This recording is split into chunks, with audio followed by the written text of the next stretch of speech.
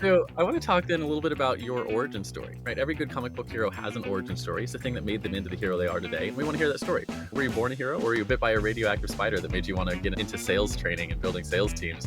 Or did you start in a job and eventually move to become an entrepreneur? Basically, where did you come from to get where you are now? Yeah, I love it. And it's such an interesting thing because I feel like I have two origin stories. Like I have the origin story that led me into entrepreneurship, and then I have the origin story that's leading me into this next level of evolution that I want to do. So I'll start with the entrepreneurship one since that's sort of where we started this conversation. And maybe we'll do another episode about the second half of my new superpowers. But for entrepreneurship, it was, let's see, wow, how far back does it go? I was a philosophy and art major at Biola and Oxford, studying philosophy and of religion, and did an art journal as my senior thesis, and felt like God was calling me to do my MBA since I knew nothing about business and I was not sure how I was going to pay back my student loans. So why not more education? So did my MBA, married my husband Michael, and became a stay-at-home stepmom. And I wanted to become an entrepreneur because I didn't want to clean my own house. Let's just be completely honest. I was like, I want somebody else to do my dishes and vacuum my floor. How much money do I have to make that happen? That's it. That was my low bar.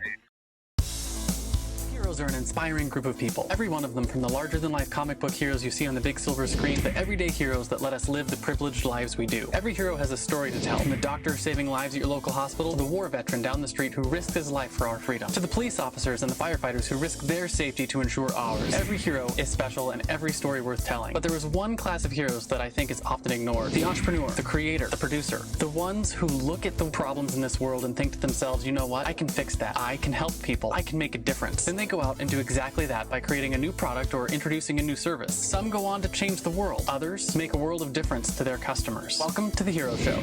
Join us as we pull back the masks on the world's finest heropreneurs and learn the secrets to their powers, their success, and their influence, so you can use those secrets to attract more sales, make more money, and experience more freedom in your business. I'm your host, Richard Matthews, and we are on in 3, 2, 1. Hello and welcome back to the Hero Show. My name is Richard Matthews, and today I've got Caitlin Doemner on the line. Caitlin, are you there? I am so excited to be here. Awesome. Glad to have you here. And so I guess before we get too far into this, one of the things I always do at the beginning of our podcast is let our guests know, or not our guests, our listeners know where we're at, because we always travel and move. So we're in Temecula Valley, California, and we've escaped the bitter cold. It's probably not cold when this episode launches, but right now the whole country is like -7 and -50. And we're in SoCal, it's like 60 degrees. So I'm quite Yeah. enjoying it. And where are you located, Caitlin? I'm in the same boat. We've been traveling around the world, and now we are here in Southern California through the winter visiting family and friends. This is where Michael and I grew up. So, yeah, we're in the Yeah. same boat.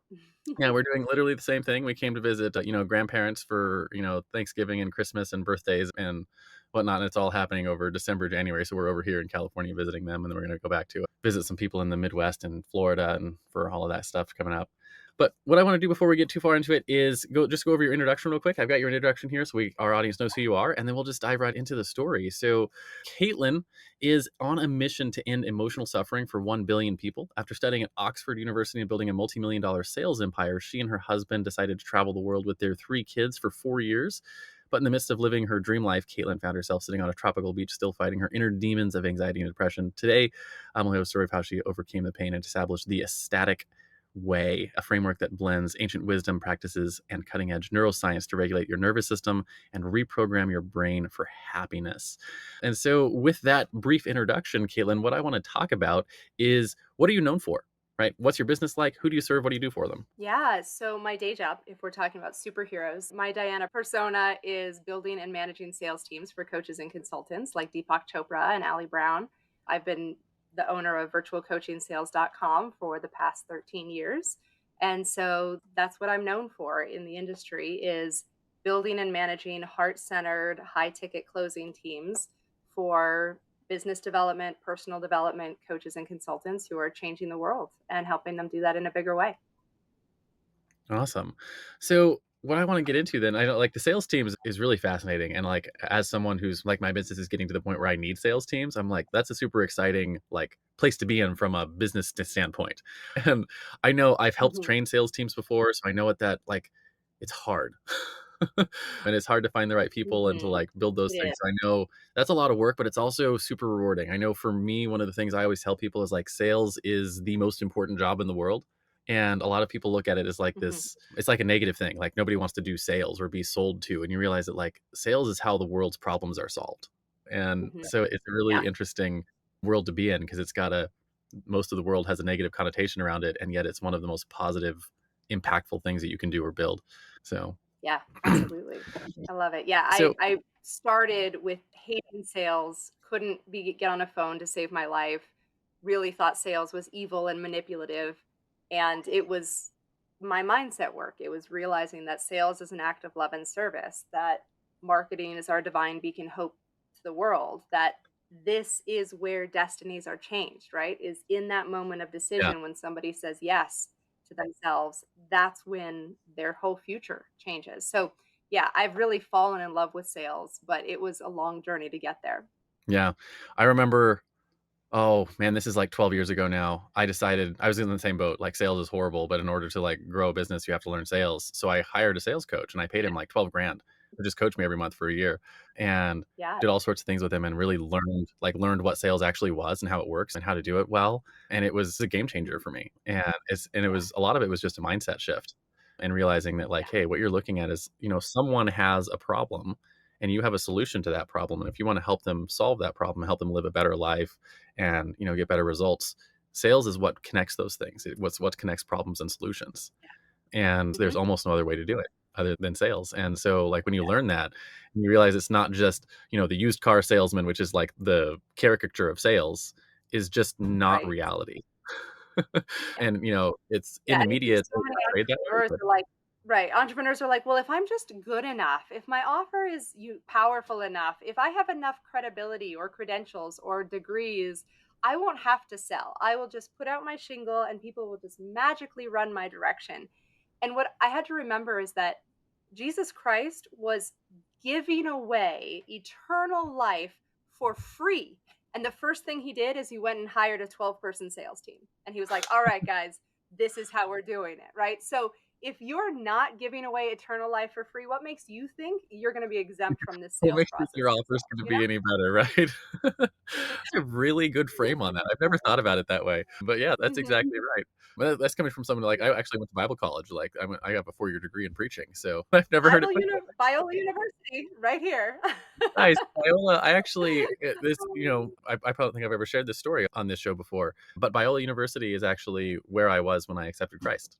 I was on campus. I was at Yeah. a teen youth camp that they hosted there at Biola University when I was maybe 13 or 14 Wow. years old. And What a I'm gonna small forget world. the guy's name, but I see him on TikTok still. He's a preacher that is still preaches, and I see him regularly. He's an Asian dude who's hilarious, and it was on Biola University where I first came to Christ.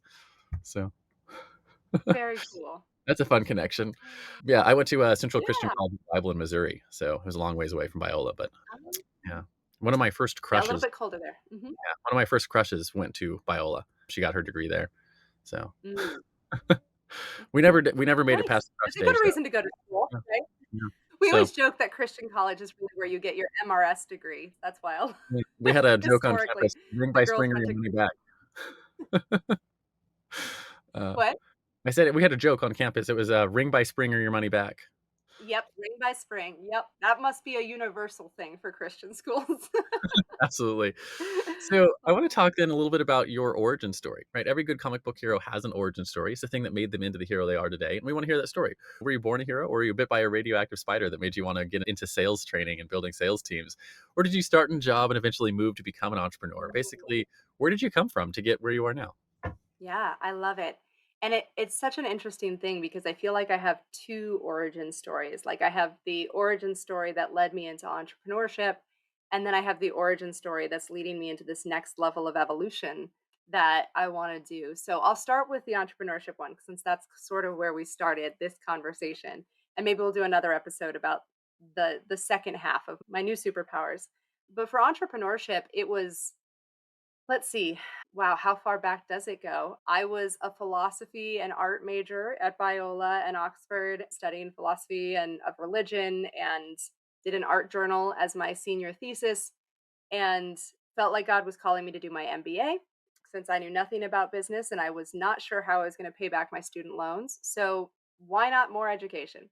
So did my MBA, married my husband Michael, and became a stay-at-home stepmom. And I wanted to become an entrepreneur because I didn't want to clean my own house. Let's just be completely honest. I was like, I want somebody else to do my dishes and vacuum my floor. How much money do I have to make that happen? That's it. That was my low bar I love that of reason. just I That's a have to great make reason. money. And so I flailed and failed through a lot of business attempts. I was teaching art classes. I was making these little clay bear figurines. I went to a residential care facility administrative certification. I studied real estate. Like you name it, I probably tried it. And I kept failing and I kept not spending so much more money than I was ever making from any of these ventures that finally I was like, okay, I'm going to hire a business coach, right? You mentioned hiring a sales coach, and he took me back to the basics and just helped me create my first package, helped me walk through getting my first two sales. And he was so excited that I made my first two sales. He's like, "You should come and sell for me." And I was like, "No, you don't understand. I hate sales. I can't stand telephones. Like, this is not going to work." And he was like, "Well, you don't have to sell. Just work with my sales consultant." So he had hired a sales consultant, Nate, to take on his sales calls. And Nate was like, "You don't have to sell. You just have to call people and build relationship with them and listen to where they're at and see if they have a problem. And if they have a problem that we can solve, I want you to book them onto my calendar and I'll close the deal." And I was like, "Well, I know how to do all that. I love people. I love finding solutions. I can do this." So I started as an appointment setter. Nate was closing. It worked. He's like, "We can build a business around this." So he went and got our first client. We built a sales team for her. We made her $250,000 in 2 weeks, proved that the model worked. He used that to get on the International Marketers Association show with Robert Scrobe, who introduced us to Allie Brown, who was our first big name client. And we built this company in like a year. So I had my first baby. And then by the time I had my second baby, Nate was like, "Okay, I'm going to go start a marketing agency. Good luck." And I was like, "Oh, I either need to go big or I need to go home." And so that was sort of that moment where I had to decide, do I want to really be an entrepreneur and make this work? And so, like, the week after I gave birth to my second child, I closed our biggest deal to date. I didn't have a website. I still didn't think of myself as a salesperson. I was just a sales manager. I could recruit and hire and train people, but I didn't actually know how to sell. But I proved that one. And that was where Michael and I became full-time entrepreneurs, and now he's 10. So we've had Michael in the company for the last 10 years. But I think I missed a moment. So all of this sort of started when my first daughter, my first child, Cora, was 6 months old. And I remember having this baby girl, holding her in my arms, and I remember looking down at her and thinking, someday I'm going to tell you, little daughter of mine, that you can have it all, that you can have a career that you love and have a family that you cherish. And I have never seen that modeled. So if I am in good faith going to tell you that this is possible, like I'm going to need to show you what it looks like.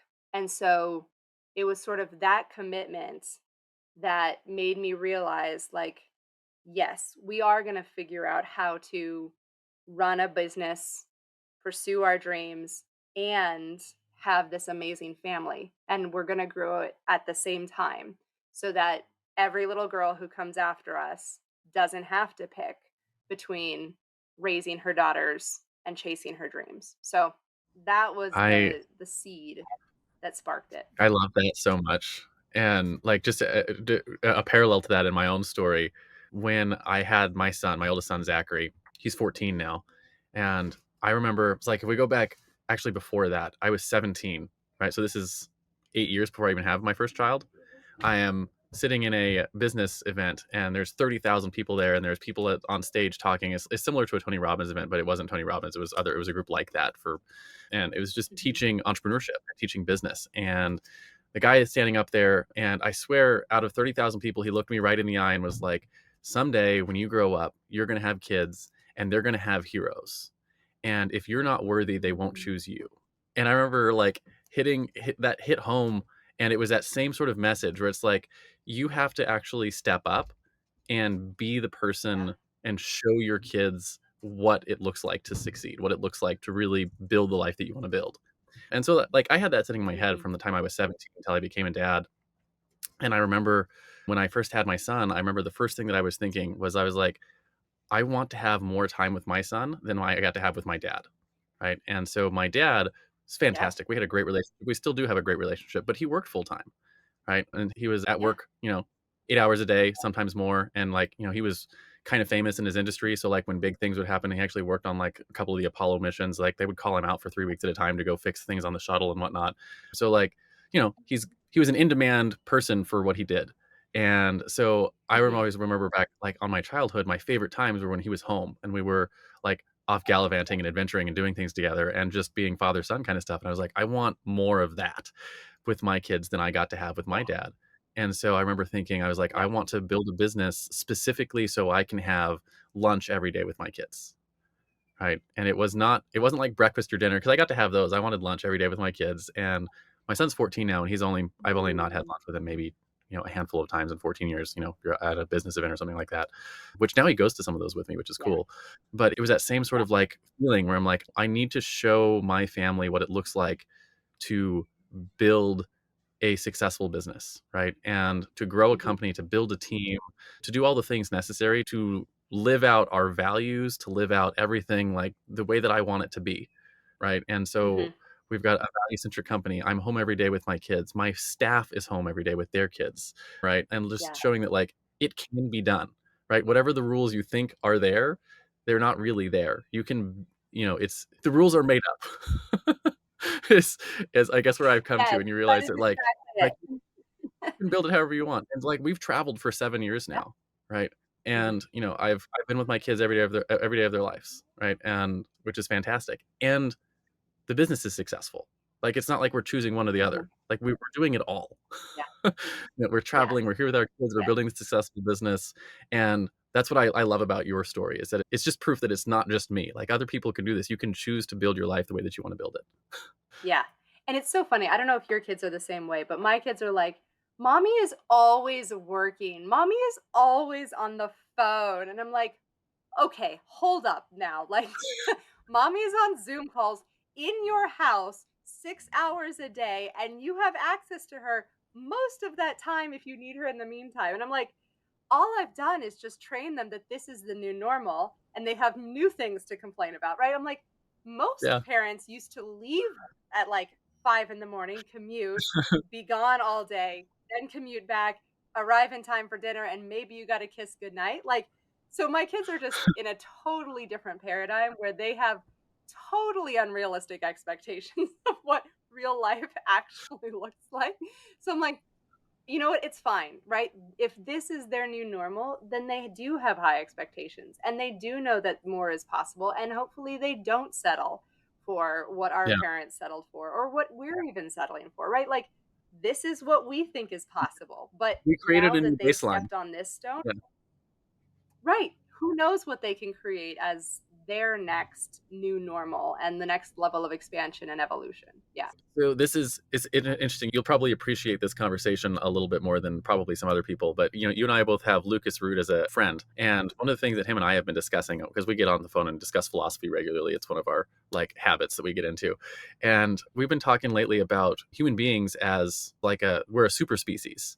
Right. So very in Mhm. line with the, superhero sort of like motif that we have on this show.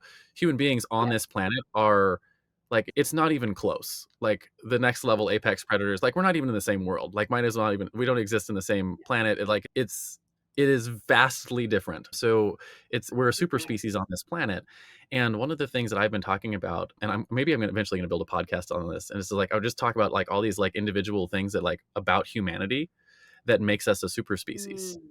And everything down to Mhm. like, the invention of the cup and the usage of tools and like our opposable thumbs and like just do whole episodes on like why these things have dramatically made our world better.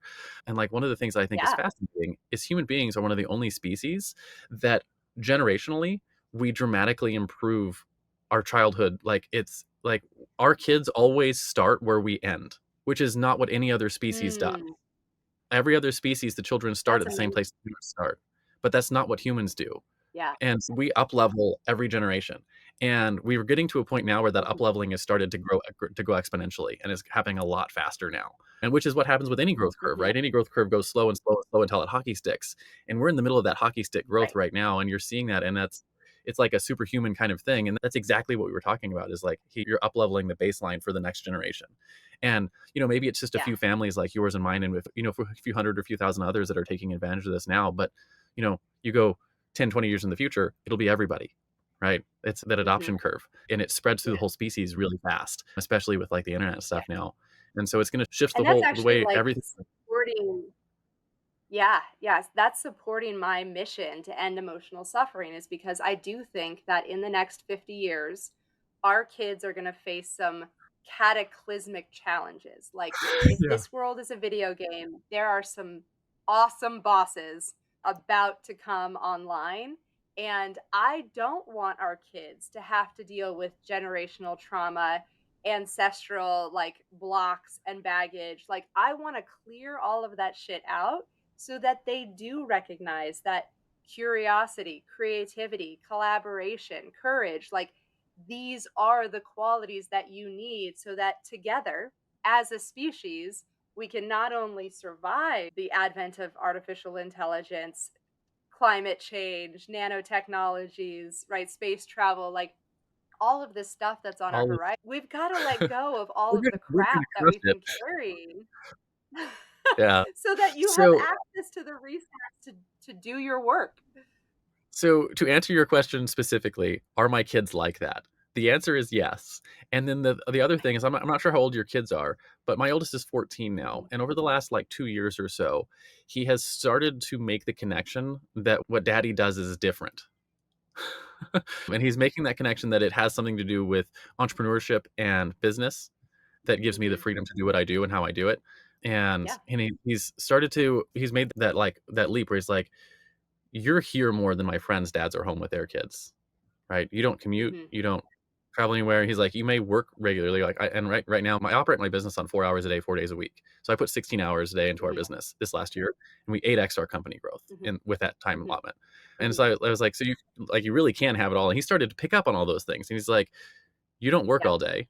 You don't travel. You don't, I mean, we travel full time, like, but you don't like leave to go to work every day. You're here. Right. And it was maybe 2 years ago. He's like, I'm interested in what you're doing. And so Mm. he's got an Audible subscription, and I started having him like every other credit he spends on a business book or a leadership book. And he started to read those. And now he's read like Midas Touch from Robert Kiyosaki and Trump, and he's read The Art of the Deal, and he's read all of the Rich Dad Poor Dad series, and he's read, Ninja Selling, which is on real estate stuff, and he's read How I Raised Myself from Failure to Success in Selling, which is Frank Bettger's book on sales and stuff like that. And he's more well read about business and leadership than most adults at 14 years old, which is crazy to me. And like Mhm. he was 8 years old, and I invited him to come to a business event, and he was like, and he came and sat through some of it, and then we were like going to go to the after party. And I was like, "Do you want to go to the after party with me?" And he's like, "Is that one of those parties where we're gonna just like stand around and talk to each other?" And I'm like, "Yeah." He's like, "I'd rather go home." And then like this last year, I go to another business event, and he comes with me the whole thing, and he's chatting with everyone, and he's like, "When are we going to go to the after party?" And he wants to meet with and talk to all these Mm. other business leaders and like be a part of that. And he's starting to pick up on like this is part of what allows us to have the lifestyle that we do is being an entrepreneur Yeah. and building an offer and putting it into the marketplace and helping solve people's problems, and he's making all those connections. So I guess the answer to your question is yes, they have different expectations than we would have, but as they get older they're starting to make the connections because they have interactions Yeah. with the real world, so to speak. And so they can see the difference. And as they get older, I've noticed my 10-year-old's just starting to like make some of those connections, but like at 14, my son is like he's like all in. He's like, okay, I want to learn how to do what you're doing. And That's so amazing. yeah, Very cool. Yeah, I love it. Yeah, I think if do you homeschool we yours, do. I'm assuming, as well? Yeah. Yeah. So I think anytime you're homeschooling your kids, they're gonna be anomalies anyway, and so it's just helping them to think through, who do you want to be? How do you wanna show up in the world? And they have so much more self-confidence and personal drive than kids that I see in the normal school system. Like, Yeah. they are not expected to fit into a mold, and they don't. Yeah. What's crazy to me is my son's 14. He's written 2 novels, Mhm. chapter plus novels. He spins fire Yeah. professionally, like, he's performed at 2 weddings and a Amazing. couple block parties this last year. He's doing martial arts with me, and so we're doing Mhm. that. He's getting really good at that. He windsurfs and he kite surfs, and he's training AI models to write in his own language that they created for their novels. He is custom creating music using other AI tools, and I was like, I actually pay for the plus version of ChatGPT for him. So, like, he's got his Uh-huh. own plus account on it. I'm like, "Listen, like, this isn't, like, an optional Mhm. thing. This is a tool that you're gonna have to know how to use going forward." And I was like and, like, all the way down to it was, like, his English class in school, and I'm like, "If I see spelling and grammar errors in your work, it's getting turned back to you. You have a language calculator, use it." Right? And, um, and I was like, You "It's have not." an assistant. Use it. Yeah, use it, and he does, like, to a great extent, and, like, one of the funniest things that happened just in this last, like, week and a half, one of his best friends doesn't have a game that he has, and he wanted his friend to have this game, Mhm. and so he used ChatGPT to write an entire essay to his friend's mom about why he should be allowed to download this game, and it was like a multi-page essay that he took piece by piece and texted to his mom. And we get, of course, because we're Did it connected with all work? the parents, and we get like the roundabout connection. Of was like, you should see this essay your son wrote on on this video game, and we're like, and it's like, of course we're gonna let him download the game, but also it like his whole persuasive essay thing that he was like talking to the assistant to do this, and it was pretty hilarious. And he's like, "But you're gonna have to tell him, Yeah. because their son was in trouble for something, so he had lost his technology privileges for the week." So he was like, "He can't have it till Oh, next week." And so his mom, to be funny, used the ChatGPT and wrote him an entire essay back about why she had to wait a week to play on the thing. But anyways, like it's the kind of stuff that we get to oh. do as homeschoolers is just let them play with things Yeah. that they wanted to play with in public school. Yeah. Yeah, and follow their passions, and yeah, I also because we're in sales, like, my daughter really doesn't know how to accept no as an answer, and maybe that's a failing on me as a parent, but, like, when she does come back with, like, a persuasive essay of why she should be able to do this thing, I'm like, "Here's your good points, and here's your not good points, and if you actually wanna be more persuasive, this is how you should do that better." Like, I'm, like, coaching her on On how to negotiation sell you better? tactics. Yes, so much that. My son was doing the same thing with his novel. So, like, he's writing Uh-huh. this novel, and I'm like, I'm a persuasive storyteller, that's what I do, and I teach other people how to do instructional design and storytelling and all that kind of stuff. So, like, as a storyteller, he's giving me his book, and I'm like, what exactly are you looking back for on a feedback like thing? Because I'm like, if you would like, we can redline the ever living hell out of your work and I can teach you how to be a fantastic author. I was like, or I can be like, good job, son. You wrote a good book, right? Like, what are you looking for?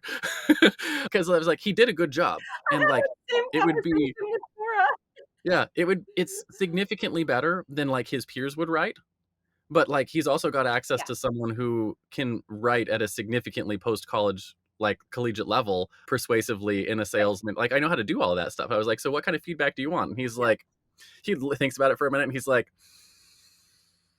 I don't know, because he's like, "I want you to tell me I did a good job, but also I want to be better." And I was like, "Well, you did do a good job." And so I was like, how about I give you a breakdown of the first paragraph and what I think about it and how you can improve it?" And I was like, "'Cause what you're doing here is you're creating an experience with your reader." And I was like, "So what's the emotion that you're trying to drive Mhm. in your first paragraph?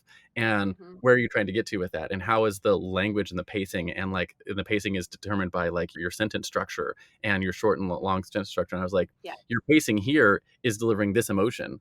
And I was like, is that the emotion you're trying to drive? And he Yeah. was like, it like blew his mind. He was like, I didn't think about any of those things. And I was like, I know. I was like, I can tell when I'm looking at Mhm. the writing, which is why I'm like, what kind of feedback do you want here? So, Yeah. you know, The way I say it is, "Do you want me to be mommy and tell you you did an amazing job, or do you want me to be editor?" And usually we have to start with mommy, and then we move to editor, and then we come back to mommy, like and it's funny because you use these principles and these tools, and it's like we're working on a metacognition level, but mhm, it's funny how much they're picking up even when I don't teach it. So, the other day I had a fight with my mom on the phone, and my daughter comes in and she's, like, coaching me, like, "Mom, you forgot to use your affirmation sandwich. Like, you should have started yes, with I affirming love and affirmation. appreciating, no, and then you should have gone to the objective things that you wanted to address, and then you should have ended with how much you love and appreciate her." And I was like, my 12-year-old is coaching me on interpersonal relationships right now, I and love that she's so so right, much. and I'm like, I love you. I'm so grateful that you are wiser at 12 than sometimes I am at 38. Like, this is so good. Yeah. Oh, We hired a lot of people this last year at our company. And when I started hiring people, one of the people we hired was an operations manager. She'll probably hear this episode. She's excellent. Her name is Brooke. Love the crap out of that woman. And she has a different communication style than I do. And mhm. as soon as she started taking over like the communication with the other staff members that were, I added a layer between me and some of our staff because I needed, growth management Yeah. stuff. And so she started taking Oh, over yeah. that. And then I was getting feedback from some of my staff that were like, she doesn't talk to me the same way that you did. And I was like, and it didn't ever dawn on me that I was like, maybe I need to train my staff on my thought processes about how I communicate. And so I actually start putting Right. together like communication like documents. And the first thing that I put in there was the affirmation sandwich. Mm. And I was like, you'll notice in like Yeah. all of my communications, everything, whether it's like you did a good job or not, it's always starts. I do that affirmation sandwich stuff, and I explained it and broke it all down. And I was like, and I gave several examples of like, here's how I do this and how I communicate with it. And I gave it to all of the staff members. And I was like, if you guys want to have the type of communication with each other that I have with you, this is what it looks like. And I was like, and Mm. it immediately was like one of those things that it dramatically changed like the whole communication culture in the company, and it made everyone Yeah. happier, which is cool. But it's like that one little thing, right? It's just an affirmation sandwich. So I love that your daughter picked up on that and reminding you about it. That's really cool. Oh, yeah, it's so fun, and I do feel like entrepreneurship does give us, I call it soul boot camp, right? Like, being an entrepreneur is the fastest path to growing your soul because you don't get to skate by and you don't get to dial it in. You have to be playing full out and be fully engaged every single day. Like, I talk about sales as sort of a microcosm where it's even more of that because we have to go out and, well, first we have to wrestle our own demons. We have to know what our limiting beliefs are. What are the objections that we believe? What is true about the world? Is money scarce and hard, or is money infinite and easy? Right? So we have to get to these deep principle questions first. And then after that, we have to go out and wrestle everybody else's demons for a living, where we have to take their mindset and Yeah. their objections and their patterns and their limiting beliefs, and we have to help shift their worldview and perspective so that they see the world in a new way that allows them to make new decisions for themselves. So, yeah, it's deep personal development work when you're doing it well. Yeah, and you have to show up like every day, and it's not always just for the good stuff either. You have mistakes that your team makes and feedback from your customers that's sometimes positive, sometimes negative, right? Like you just have to show up all the time, and you can't just like, I'm only going to show up for the good stuff. You still have to show up for Yeah. the bad stuff too, which is that's a whole journey in and of itself. Because if you are Yeah. in other like if you're not the leader of the entrepreneur like in the entrepreneur space, like a lot of times you'd be like, oh, that's not my responsibility. That goes to someone else. Right? They get to deal with Yeah. the negative Mhm. things and whatnot. So yeah, you just have to show up and own it all. And you sort of have to get good at Mm. everything too. Even if you're hiring and getting people into those roles, like stuff that you're not good at, like you have to at least get good enough at it to Mhm. communicate about it and understand it. So it's just constantly learning and all sorts of other things. So, Mhm. which I think is a Yeah. good point to transition into my next question for you, which is about your superpowers.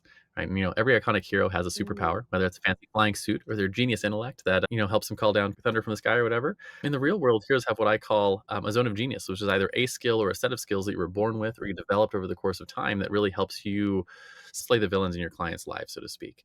And the way I like to frame it for my Mm. guests, is to look at all the skills that you developed over your entrepreneurial career. There's probably a common thread that sort of tied all those skills together, right? And that common thread is Mhm. where your superpower is. So, with that framing, what do you think your superpower is in your business? Yeah, and I think this is the thread that connects even virtual coaching sales with the ecstatic way. And in a single word, I would call it reframing. But it's the ability to take the way you are currently seeing the world and turn it in such a way that you see the work that you're doing from a powerful new lens where you recognize. So, for example, sales is hard, sales is manipulative, sales is sleazy, turning that and saying, no, sales is an act of love and service.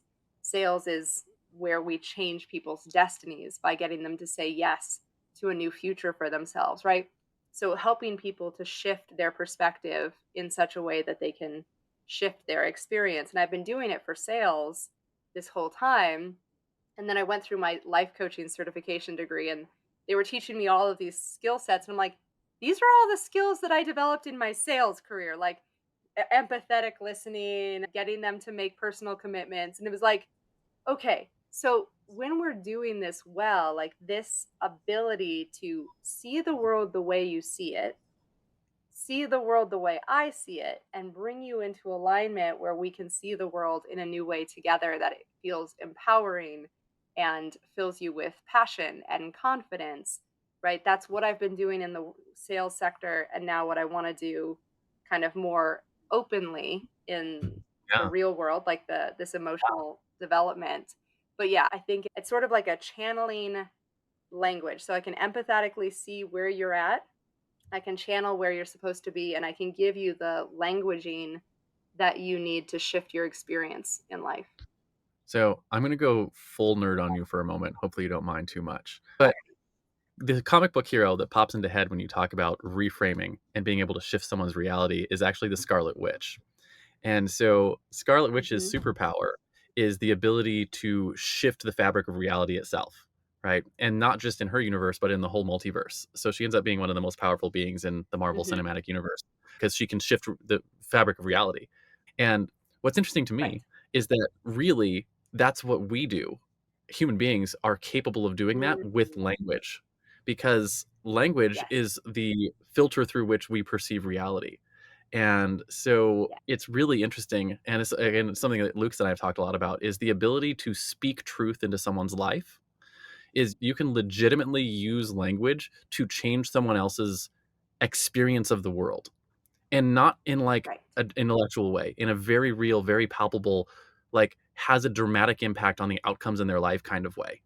And Yes. so to that end, you have that power to legitimately change the fabric of reality for someone else. Right? That's what when so you say Yeah. you use words like reframe, but what you're talking about is like you're really changing someone else's world, right? On like a Mhm. very real way. And it's a potent kind of superpower that not a lot of people realize that they have access to. And Mhm. that may or may not be a good thing because not everyone's probably ready for having that kind of power. But Funny thing about superpowers is you still have to choose whether you're a hero or a villain, and the Scarlet Witch is sort of riding that line yeah, most she's writing days. that line on whether or not she's gonna be a hero or a villain. But the Yeah. power is like any other tool, you can use a hammer to build a house or to kill Yeah. someone, right? Like, it's a tool. And so you choose how you use the Mhm. tool, but the superpower that you're talking about, the ability to reframe, that's a tool that everyone has access to if you'll learn how to use it, right? If you learn how to Yeah. use language the way that it's designed. Because we do not experience reality. We experience our perspective of reality, our perception of it, right? And so your Yes. perception of reality is dictated by your senses, by how you're doing all of that. And like you can shift that perception with language, which means you can Mhm. legitimately change how someone interacts with reality, which is it's if I was gonna say there was a skill that was OP, that would be it. To use my kids' language in video games, right?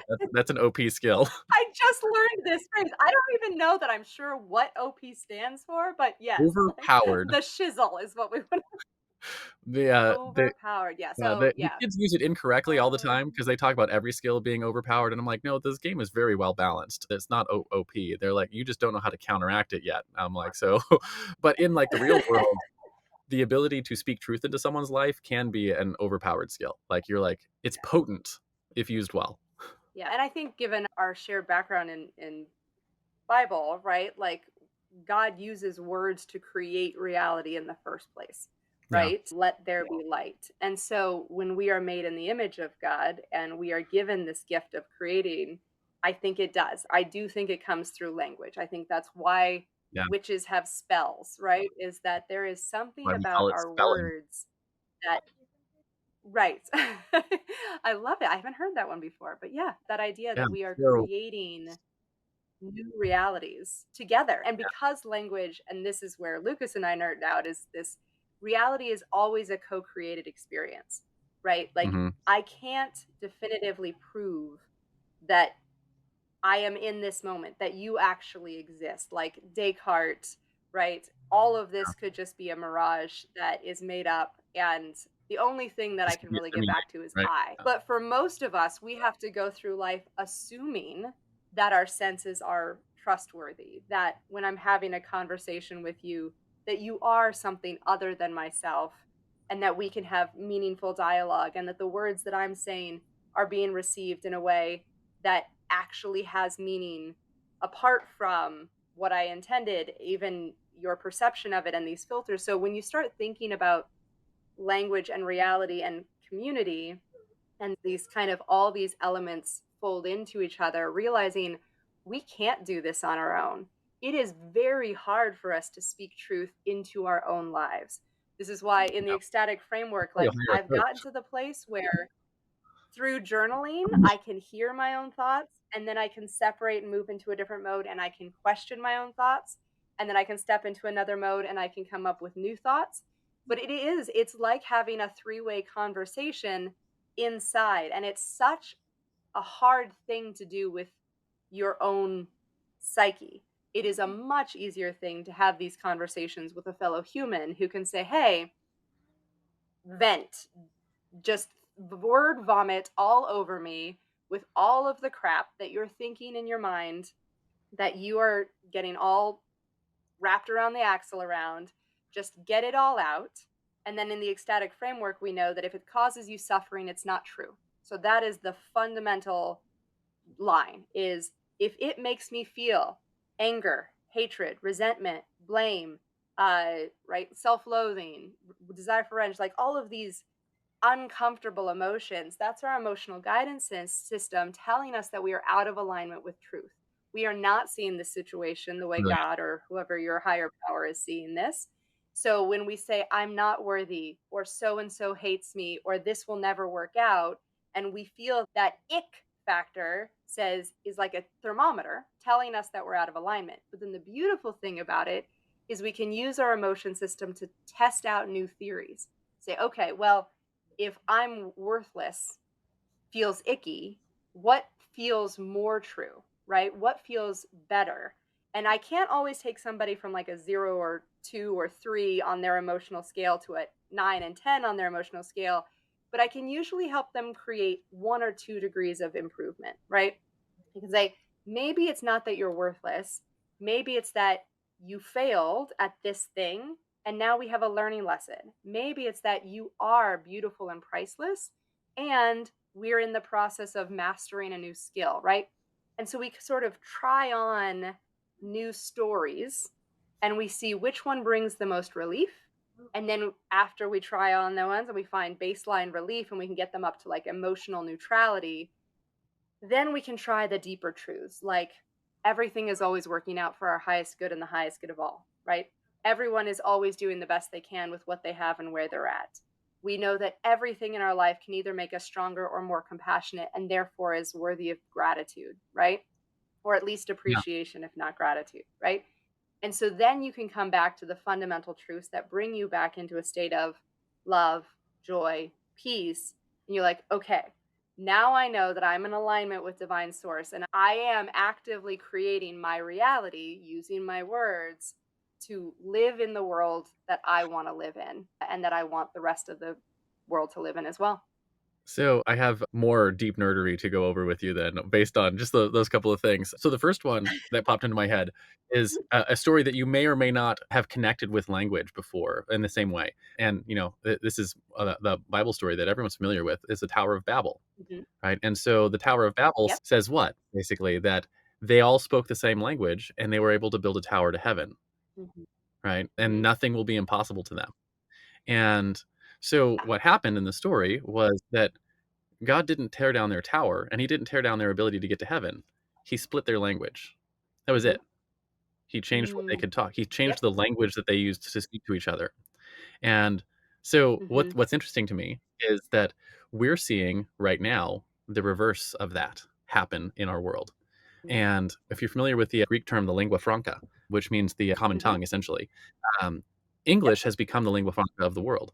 And you'll hear Yep. politically like debates on things like, China is becoming a superpower and they're going to learn, every the whole world's going to learn Chinese or India or whatever the thing is. But really what's happened is the internet has made English Yes. the language of global The commerce. internet and entertainment, And right? So we are exporting our yeah, movies it's as well everywhere. as from Yeah. the internet. Mhm. And if you go anywhere in the world now, our kids' generation and younger, they all at least know English everywhere you go, right? And Yeah. if you want to like see proof of that, like watch Matt Walsh's video that he did on what is a woman, and they go to an African tribe in like sub-Saharan Africa that like they don't have much connection with the outside world. It's like they're not connected at all. And yet the chiefs who are, maybe 10, 15 years our junior, right? Because they're, early 20s kind of thing. They're, the heads of the current like generation there. They all speak English. They were able to communicate with Matt Yeah. and talk to their chiefs and all the kids and everything because in order to Yeah. operate in this world, you have to speak English. And that, so like we're almost there, but like our kids' generation, like, my 7, 8, 9, 10-year-old, when they get to our age, everyone will speak English. Hmm. And a lot of it has Hmm. to do with the internet. The internet has brought back essentially the Tower to Babel, which is the whole, you know, anything is possible for us. And the speed Right. at which we can communicate Yeah. has dramatically changed. And so that the we have a couple of things happening there. One is that we're starting to, because of people like you and I and other people are realizing this, that language literally lets us control reality. And we're getting to the first point in human history that we are aware of since the Tower of Babel that the entire planet's population will be able to speak a common language, right? Like that's not far off. Yep. We don't know what that looks like. We've never seen that before. Nope. And so like you Hmm. talked earlier about like the big bosses, that's a big boss that we're not aware of like what it's going to look like on the other side. What does it look like when the Hmm. whole planet can speak the same language? And Right. so there's, I don't know, that could go good or bad. I imagine it's Well, going to I go would very well, argue, personally. like, that's what I want to teach is like not just a shared language as in English, but a shared language in terms of values, an emotional, the ability to communicate and regulate their Yeah. emotional state, right? I feel like it doesn't help if we're both speaking the same language if our cultural divide and our personal values are on Doesn't opposite sides of the canyon. they We're don't speaking line up. different, even if it's both English. Right. Yeah, and that's where I think we're gonna start to see that's gonna be the next shift, is because 'cause you're seeing Hmm. English is sucking in all of the language, like, it's sucking in all of the cultures and the Yep. values and everything, and so, like, English is a very dynamic language that way, and so, like, if you compare English today to English 40 years ago, it's not the same language, right? And it won't be in 40 years from now, it's gonna be completely different. It's becoming the language of human, and, Right. and that's really what's gonna happen, and to your point, like, if we're going to win that boss battle, we have to do exactly what you're talking about. We have to intentionally figure out how do we start building the values of humanity into our language. And so I think that's a really interesting discussion to have. And I think it's an Yeah. important one, but I don't really know what that looks like. So that, it's interesting to just mention that and to figure out like, what does that look like? Anyways, that's like super nerd level on, what language is happening. But yeah, you can, I love it. so I want to flip sides then, right? So if we talk about superpower is the reframing and language and all that kind of stuff. The flip side of your superpower is always your fatal flaw, right? So just like every Superman has his kryptonite or Wonder Woman can't remove her bracelets of victory without going mad, you probably have a flaw, something that's held you back. For me, it was a couple of things, right? I struggled with perfectionism for a long time, which kept me from shipping products. And then you can Mhm. never, you never make any money if you don't ship anything, just FYI. And the other one Mhm. was lack of self-care, right? I didn't have good boundaries with myself, my Mhm. clients, my time. And so I overworked, underate, that kind of stuff, not good for myself. But I think more important than what your flaw is how have you worked to overcome it so you could still continue to grow your company and get your message out and, hopefully sharing your experience there will help our audience with that. Right. Yeah. No, I would say for me, it's dissatisfaction. And I view this as a double edged sword, right? Dissatisfaction is what drives me to be highly ambitious, to have achieved as much as I have in the decades that I've been given master's degrees, soon to be a PhD, multi-million dollar company, published many books, traveled the world, 7 continents with my kids. Like, there's always the next mountain. And right. And I'm constantly driven to get to the next mountain, and there's a lot of factors going into that, but then the flip side is obviously dissatisfaction, right? I don't always appreciate the mountain I just climbed. I don't always pay attention to the hilltop that I'm standing on and like just enjoying the view, right? So there's this constant kind of neurotic drive. And so for me, that was sort of what led to the ecstatic way. It was like, how have I done everything, checked every box, living everybody's dream life, and I'm still unhappy, right? And that's where I finally just had my breakdown moment and had my epiphany, like where I started downloading, okay, here's the formula, right?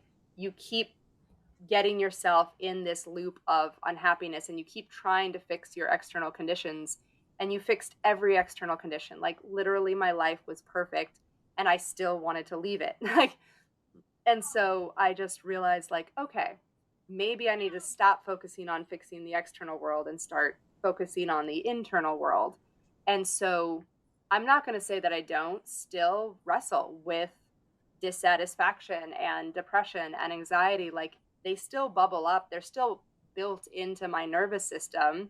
And that's why I'm now moving into somatic work. Like, how do we actually reprogram our DNA to shift the trauma that we've experienced? But in the meantime, I still have a framework that says, okay, I recognize I'm getting out of alignment. I recognize I'm getting into suffering. I recognize I'm getting into depression and anxiety and all of my habits. And I now have a protocol for stopping, pausing, breathing, journaling, getting coaching, getting support, doing the work.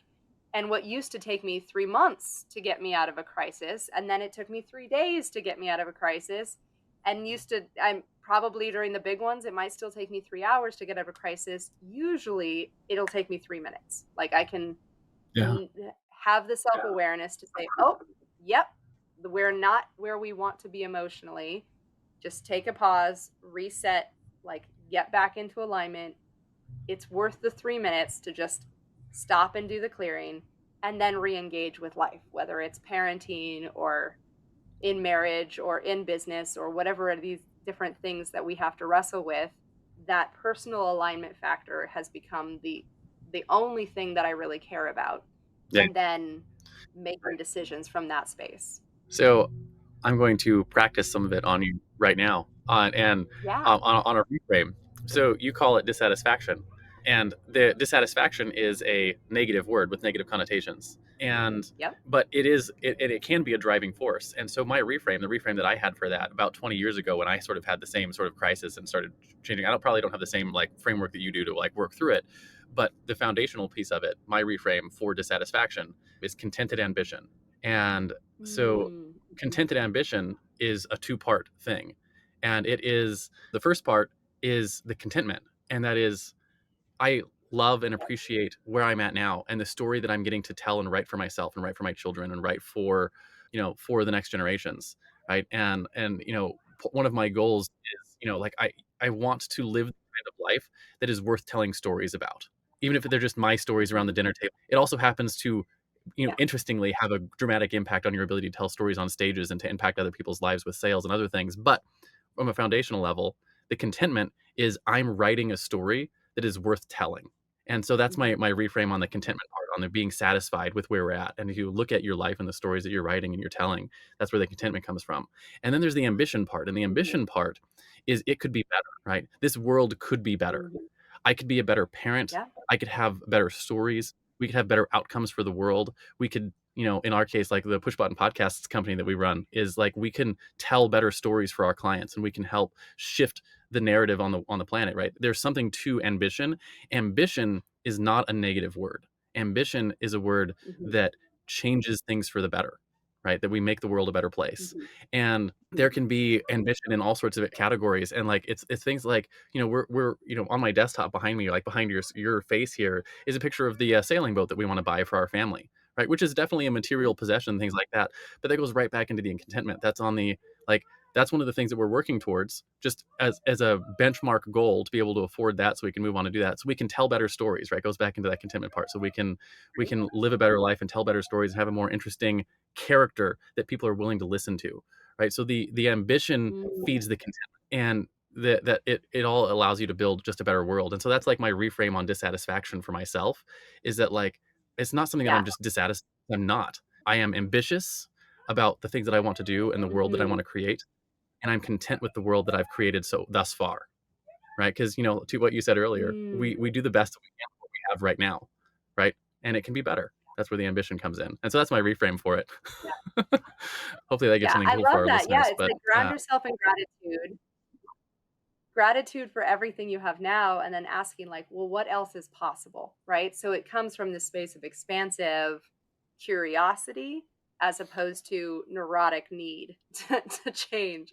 So yeah, yeah, I love that. That's beautiful. what can I do better? How can I tell a better story, right? And what's interesting to me is that if we go right back to what we were talking about on the superpowers, and one of the things you mentioned was Yeah. helping people understand their value, right? And where Yeah. they're at. and helping them reframe those kind of things. And so one of the things that I do regularly with people is I use that same reframe ability, that same reframe with language and storytelling, because we talked about, being able to tell a better story about yourself and about your life and what kind of that kind of stuff, is that you can use that.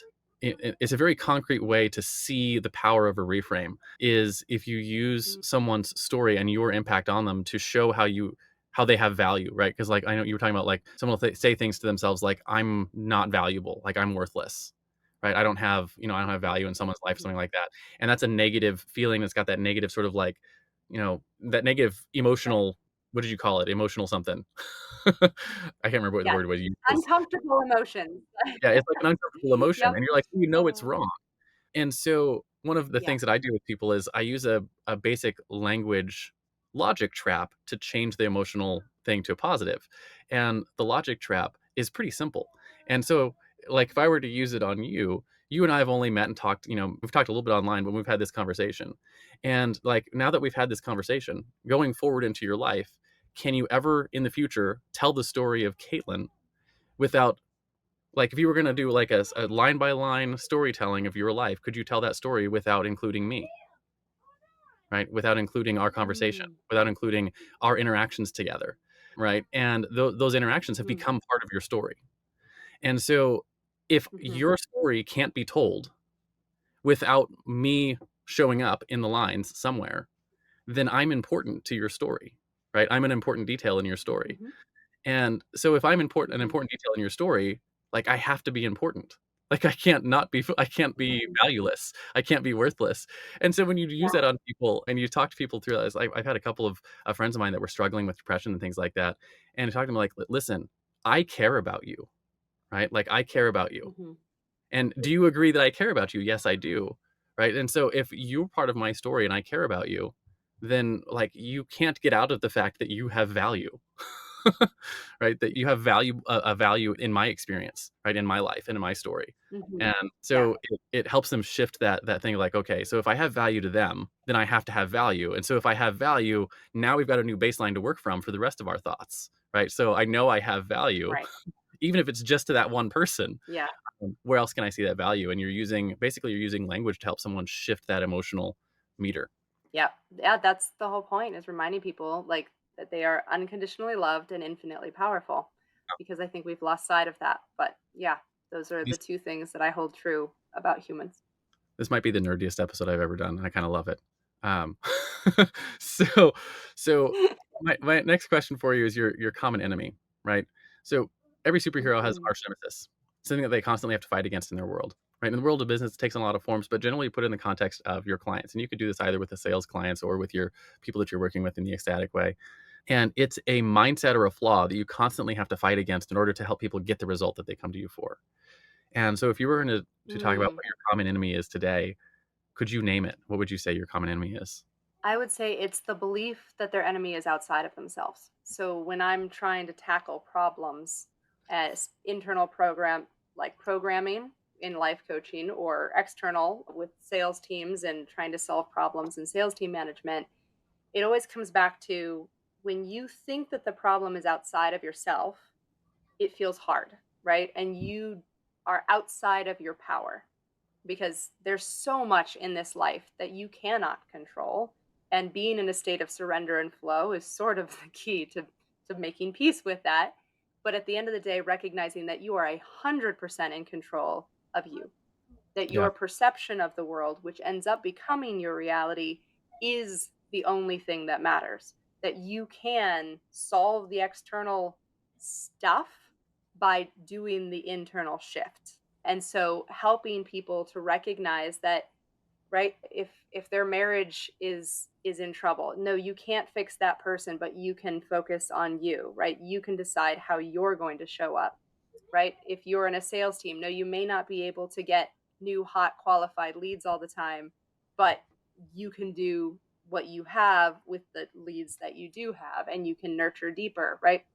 And so it's always bringing it back to where are you letting go of your personal power, and usually it's by letting go of personal responsibility. We have this idea of radical personal responsibility in our family, where it's gotten to the point where I sort of sometimes blame myself when it rains outside occasionally, but like I believe I have this much power over what is coming in and not coming into my life based on my vibrational frequency and what I am allowing, what I'm tolerating, what I'm willing to accept, or what I'm going to fight for and what I'm going to shift and what I'm going to change. And so this idea that when you start with the inner work and you can bring yourself into alignment and you can see the world from a different perspective, that not only does your perspective change, but the world actually changes in Yeah, response to that. Like you really are that powerful that simply that's by changing who you think of yourself as,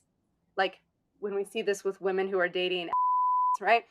And we're like, nope, you are worthy of a prince. You are worthy of doing this. And we do that deep inner work where she comes to love and cherish herself and they start losing weight, right? They start eating healthily just naturally. They don't even have to change. They don't have to go on a diet. They suddenly, all the people that they used to meet that used to treat them poorly are just gone from their world. And suddenly they do, like a month later, magically meet this amazing soulmate, right? And it had nothing to do with changing their diet or going to different locations and changing their dating app. It had everything exclusively to do with how their they view inner themselves. world and their inner journey of worthiness and Yeah. self-love. I have a good friend who almost went through that exact journey, minus the dating part, but like because she was married already, and just complete shift in her life and who she is and how she shows up in her business and her health and everything and who she allows in her life, and all of it started with "I'm worthy." Yeah. And so that's really potent. And like one of the things that like we talk about in And our the family trouble all is the if you time is keep trying to change, yeah, if you keep trying to change the external things without doing the inner work, that's when you get the yo-yo diets. That's when you get the serial dating. That's when you get the crappy clients and the inconsistent cash flow, right? All of those are just you keep coming back to your internal programming. You can't, like in psychocybernetics, like your set point. This is what you think you're worthy of. And if you think you're worthy of this, you won't tolerate this. And if you think you're worthy of this, you won't accept that, right? So you yeah. can't change your external permanently if you haven't done the inner work. Yeah. One of the things we talk about in our family, you talked about extreme personal responsibility in your family. We don't call it that in our family. We just, that's a good name. Maybe I should call it that. But it's just the idea that if it's not your fault, you can't fix it, right? Mhm. And so anytime and this is all the time. So anytime you can, which is 100% of the time, accept responsibility for it. Right? You can Mhm. always say, "This is my fault," because if it's your fault, then you can fix it. You can make it better. You can change the world, literally. And so, like, that's the modus operandi we have internally in our family, and it's the thing I also try to pass on to my team and everything is like, if it's your fault, you can fix it because it's not your fault. Like, if it's Caitlin's fault, I can't fix that. It's your fault, right? Mhm. But if it's my fault, then I can fix it, right? And Yeah. that goes into everything. It gives you all of the power, which is one Yeah. of the things that's interesting is people like when they don't feel like they have worthiness and they don't feel like they can show up, they don't feel like they can do it. A lot of it comes back to like they don't feel like they have power. So if you want power, the way that you get Yes. power is by accepting responsibility. And Yeah. it's interesting because that's free. The power is Yep. free. You can have as much of it as you want. Which is why like Yes. we started off this conversation at the very beginning saying like you can do anything you want. There are no limits. The rules are made up, right? Because Yes. you can have as much power as you want, right? Mhm. It's why people like Elon Musk are doing what he's doing because he was just like, I can do whatever I want, and he's doing it, right? He's just a famous example of He that, but may you have can see come that in back every from the category. future, like Yeah, you never know, right? He could have, but that extreme personal responsibility is such an interesting thing because people don't get it, and you can explain it as much as you want, and they can listen to this podcast episode on repeat, but until they actually experience it, right? Until they Mhm. actually accept the power Yeah. and see how it actually shifts the world around them, then it becomes, for lack of a better term, addictive. You're like, Yeah. I want more of this, and I want to like because I can control the world to my however I want to do it. And I've seen it Yep. happen so much in my life for the past 20 years because we've done all sorts of crazy things, and maybe one day we'll get a chance to sit around dinner and talk more about it because our life has been sort of nuts, and a lot of it comes Mhm. right back to that whole accepting personal responsibility. But like my favorite, most recent example for it is this idea that I want to be fit and young forever, Mhm. right? And the whole fit young forever thing it's an identity that I have started to build into myself. And for the Mhm. last 20 or 30 years or so, I was, for lack of a better term, accidentally healthy, right? I was Mhm. blessed with good genes. I'm physically active, those kind of things. But then Mhm. you start to age, right? You, like for those people who haven't made it there yet, your mid 30s, like everything starts to change, and you're like, maybe I have to think about this a little bit.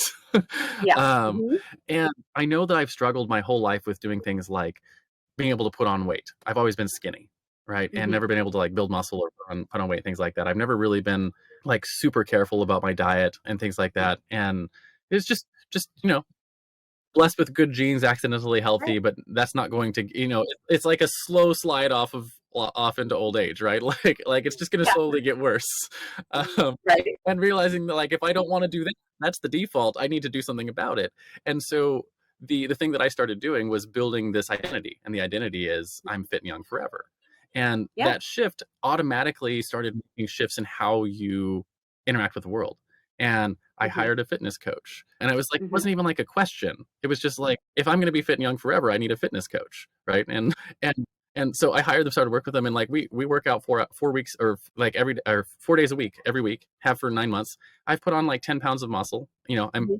like bigger muscularly than I've ever been in my life. I actually like look good naked kind of thing, right? And it's one of those things that started with that identity, started with that claiming that responsibility Mhm. and putting those words into myself, right? Like using Mhm. the speaking that truth. It's like I'm fit and young forever. Yep. And then showing up and doing the hard work just Yeah. becomes easy. It just becomes part of who you are. Yes. And like other things in my life shift priority where it's like, no, I can't meet then. That's when I have my workout stuff that I'm doing with my son, right? Right. Because like fit young Mhm. forever is part of my identity. And the sales call Right. is not part of my identity. It's just a thing I need to do, right? like Yeah. and so it just shifts the weight of your priorities around Mhm. when you use language that way, when you build identities that way. And so like I know that's part of like what you're talking about. And I just wanted to give a sort of concrete example for myself. And I've seen that major shift. And one of the things that has blown me away about that, I mean, you've mentioned this, is one of the things he teaches is breath work. Yeah. And like for the life of me, if I would go back a year ago and you would have told me that breath work would have been an important part of my life, I would have told you that you were crazy. I was like, I know how to breathe. Everybody knows how to breathe. Your body just does it. Like breathing Mhm. happens.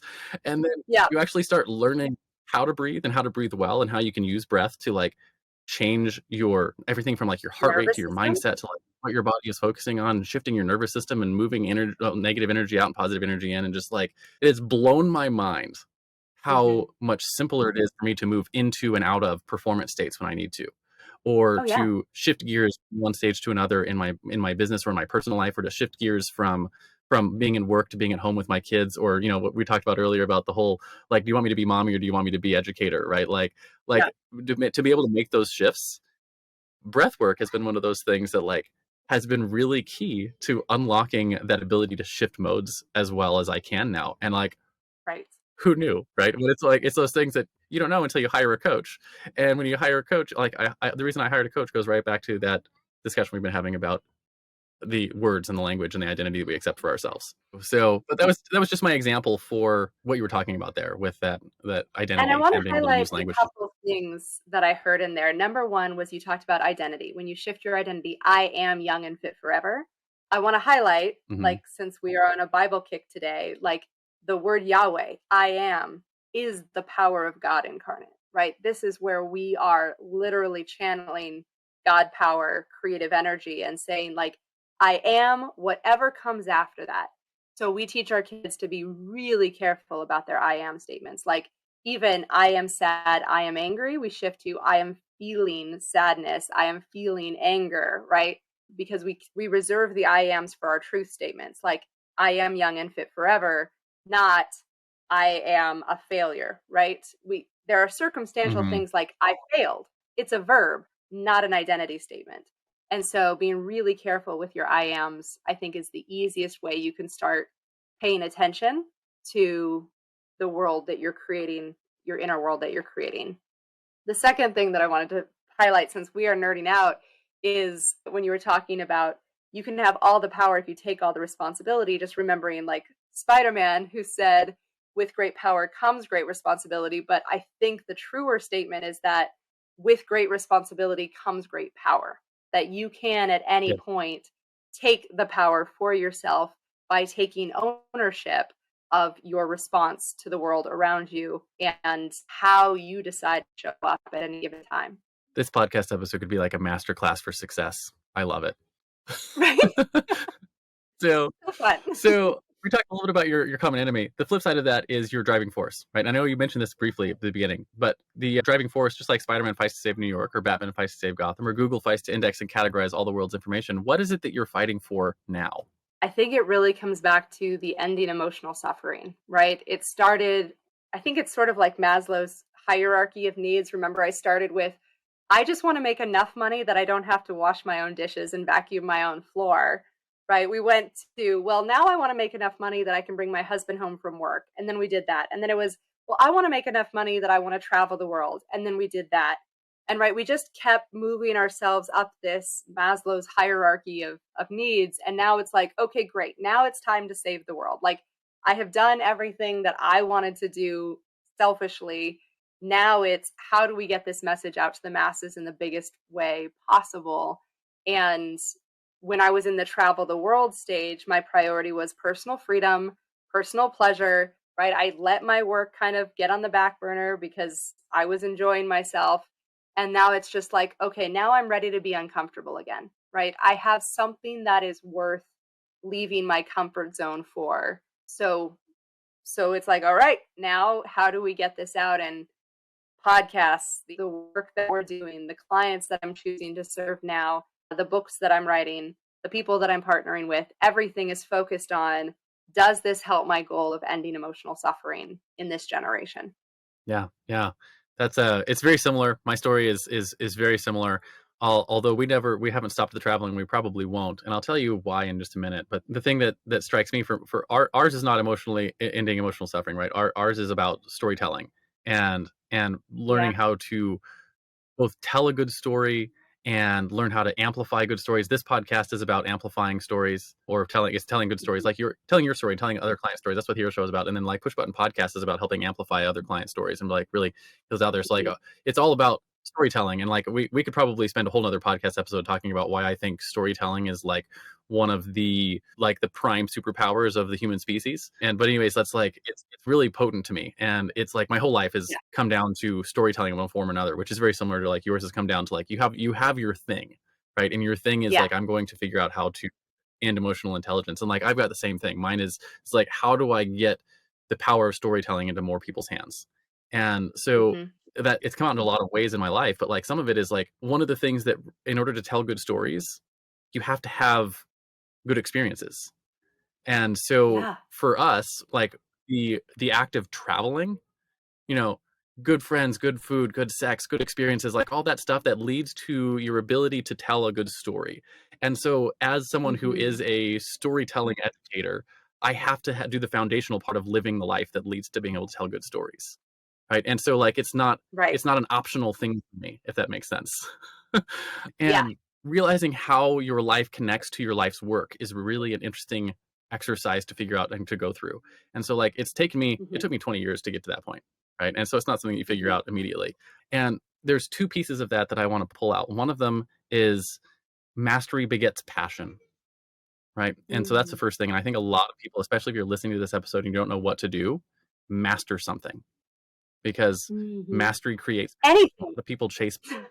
Yeah, master anything. It doesn't matter what it is. Yeah. Master something, and it will change your life. That's the first one. And then the second one is more specifically for you, because I know you're talking about making this shift and wanting to move into the places where you're uncomfortable.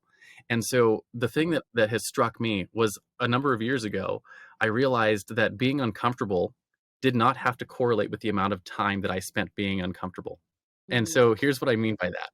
And so what I mean by that is the a lot of people talk the common analogy for that is work life balance, right? And we have this metaphor that we follow, the work life balance. We're like, and it's that legal scale one. And I've always hated that metaphor because we think of things like, Yeah.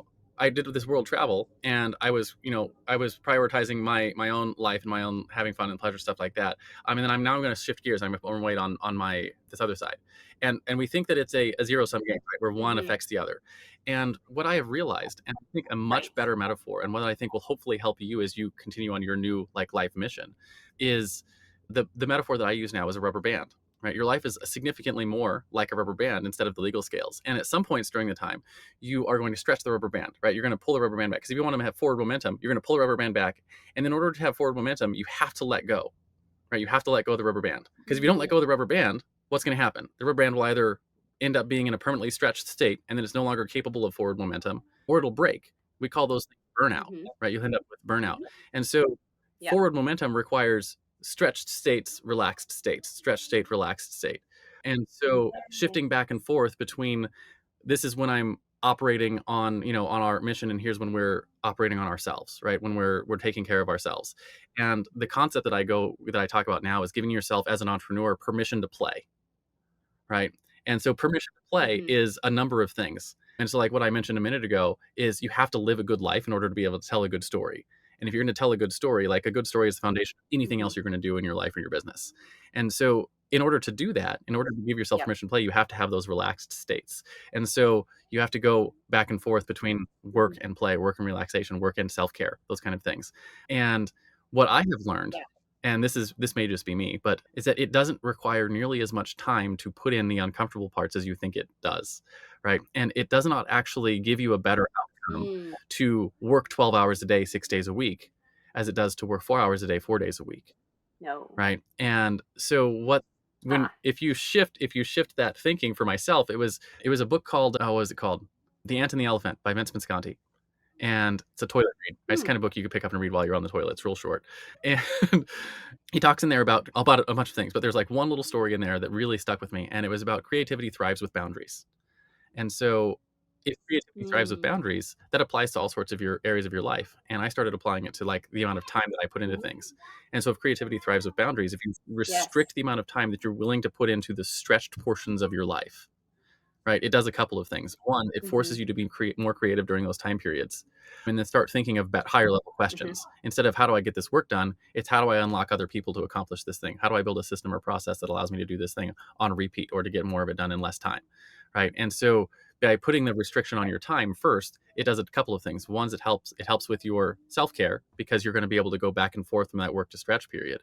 And then you can do things like I've done, where my wife and I have been traveling for 7 years now, and we've doubled our business almost every year until last year where we 8x'd our business, right? And doing that on 4 hours a day, 4 days a week Mhm. while traveling the country. So you can do both, right? Whether or not it's traveling, Right.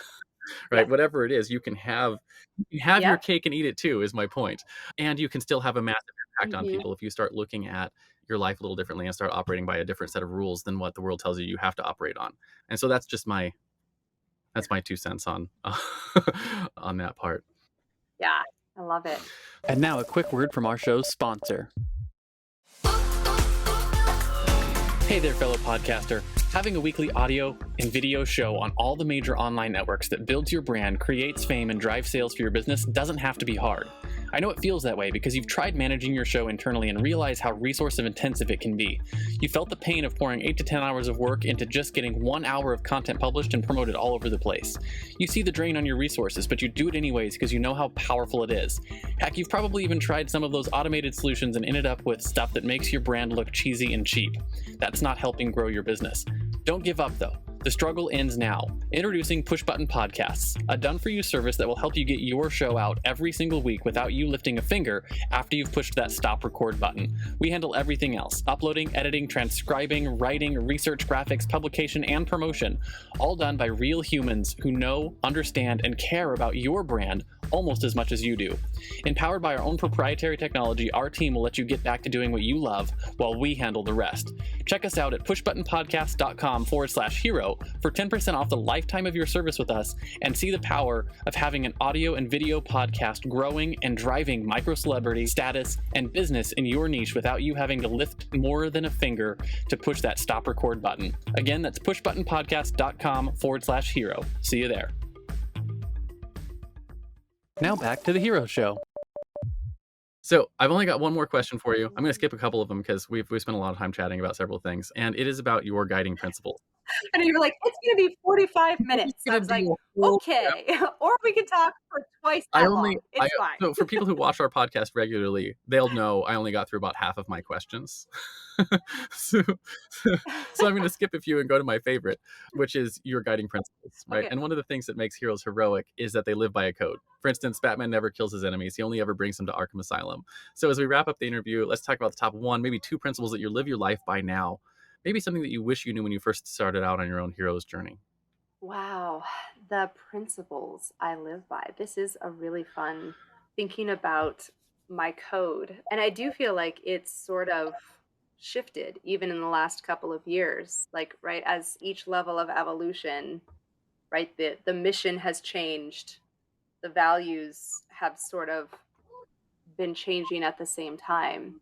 I think for me it comes back to love, right?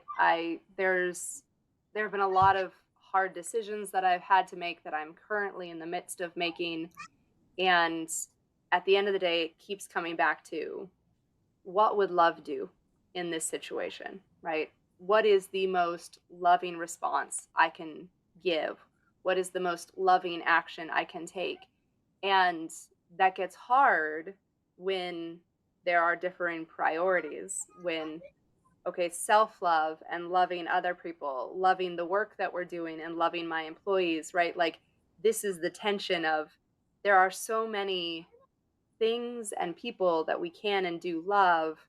And so it's always sort of like massaging it around and saying, okay, given all of the constraints and all of the parameters and everything that I know in this instance, like, how can I show up as clearly as love incarnate as possible without bending my boundaries, without like pretending to be somebody, like, well, staying in authenticity, right? There are things that, right, I still have to fire people, right? But how can I fire people in the most loving way possible?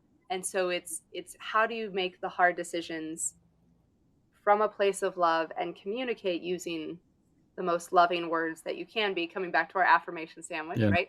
Like, so this way of how do I wrap people in love even when I have to speak hard truths to them? Yeah, it's a really hard lesson to learn, especially as a leader and entrepreneur, and with things like, you have to fire people or you have to change the way people are doing things in your on your team, or when you have to make Yeah. shifts in the way your company is operating, things like that. A lot of those things, like, you have to learn how to do it with love. And right, sometimes firing someone it's the best thing for them and for the team. Like, it's actually showing both your team and that person. And so it's weird and it's hard. And I know one of the things that I found interesting is, like, personally, sometimes I found, like, you don't ever actually have to you don't always have to fire someone either. Sometimes they're just in the wrong role. And Mhm. like, I've realized that too. Right. And so, like, I've started to realize, like, when I'm starting to think in that same terms, like, how do I make this as good as possible, like the best outcome possible? And sometimes, like, I had an experience with one of my staff members where I was like, we'd put him into a role that he was failing at, and he didn't like it, and I didn't like it, and the outcomes weren't going well. And we realized that it wasn't him. It wasn't like his skill set or his dedication to our mission or our team or any of those things. It was just it wasn't the right role. It wasn't a good fit. Yeah. And so we were like, and my initial response was, you know, unfortunately, it was like anger and fire, and I realized, like, I had to stop and be like, "Okay, that's not the way I want to operate." And so, like, I actually for me, I went to, like, my mastermind group I meet with every Thursday, and I was like, "This is what's happening. This is how I feel about it. What are some alternate ways to think about it?" And that's where they gave me that whole is Mhm. like, "Maybe he's in the wrong role." And I was like, "'Cause I like, as a person, he's Right. great, and he communicates well, he does good work, and Mhm. he's committed to what we're doing, and he likes what we're doing, and he shows up really well for our team." And I was like, "But he's just not getting good outcomes here." And they were like, "Maybe he just needs to be somewhere else." And I was like, it was just a refreshing sort of, like, thing for myself to think through it that way, but realizing that I was like, okay, operating in love means, for me, stopping and turning back a little bit, and, having a little bit of time between, the thing that stresses you out and then your response Mm. to it.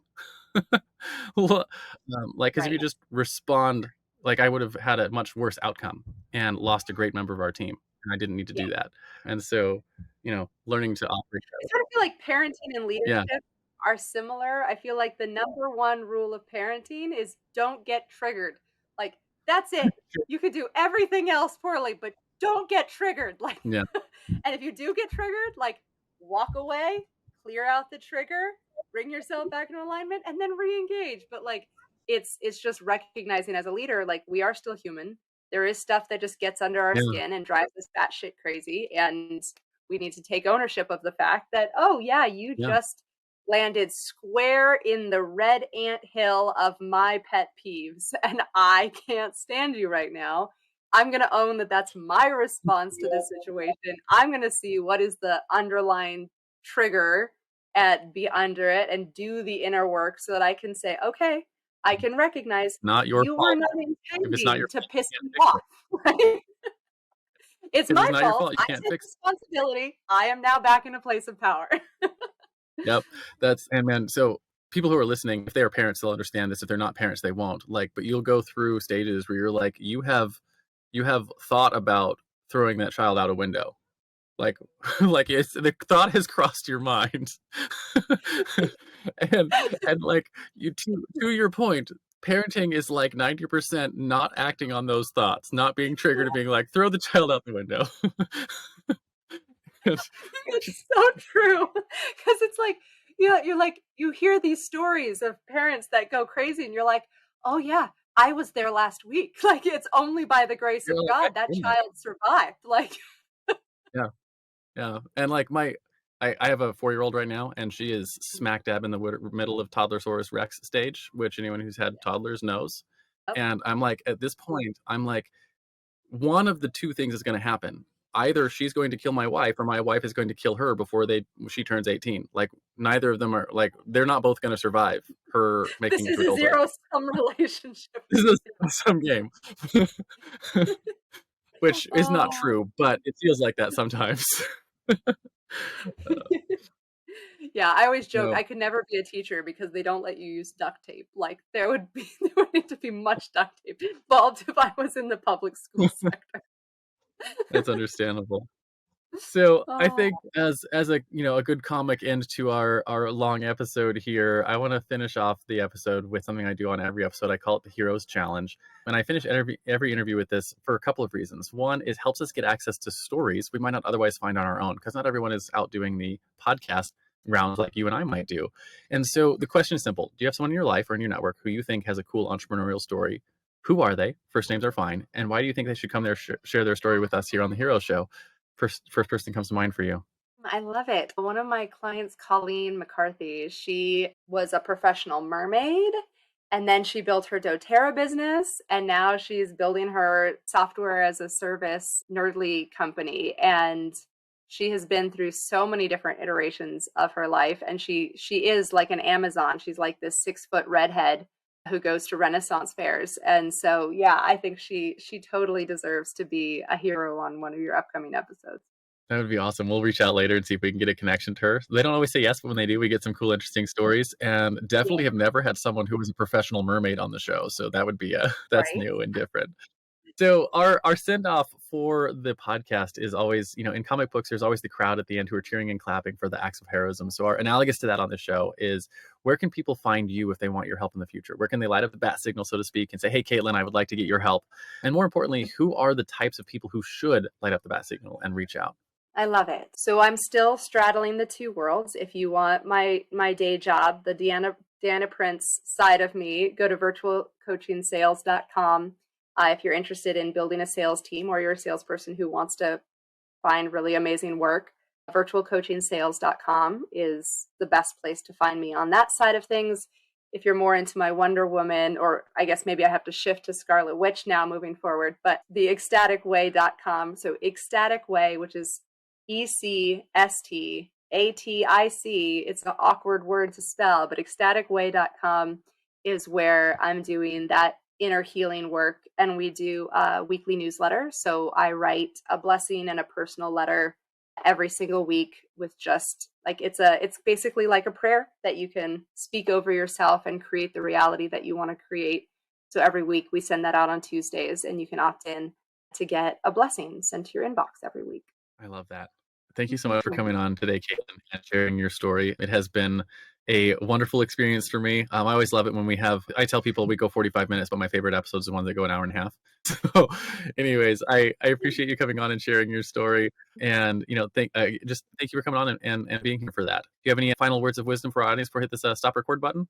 No, I just want to go back to when you said it's all about telling good stories, right? I think that's where you and I's missions align, is always tell the best story. Tell the story where you are the hero. Tell the story where everything is possible. Tell the story that you want to share in the world. And it's always the true one. I couldn't agree more. Thank you for coming on today, Caitlin. Thanks for tuning in to this week's episode of The Hero Show, where we work to shift the cultural narrative around entrepreneurship and celebrate the heropreneurs who make our world a better place. Don't forget to visit our website at theheroshow.tv, where you can subscribe to the show on iTunes, Spotify, or via RSS, so you'll never miss an episode. If you found value in our show, we'd truly appreciate a rating on iTunes. Or better yet, share it with a friend to help us spread the message of entrepreneurship as a force for good. Curious to learn more about the stories and insights of these incredible heropreneurs? Check out our in-depth interviews and resources on our website. Together, let's support and inspire the next generation of entrepreneurs as they embark on their own heroic journeys. Join us again next week for another episode of The Hero Show, where we'll continue to explore the world of heropreneurs, their superpowers, and the positive impact they bring to our lives. Until then, stay heroic.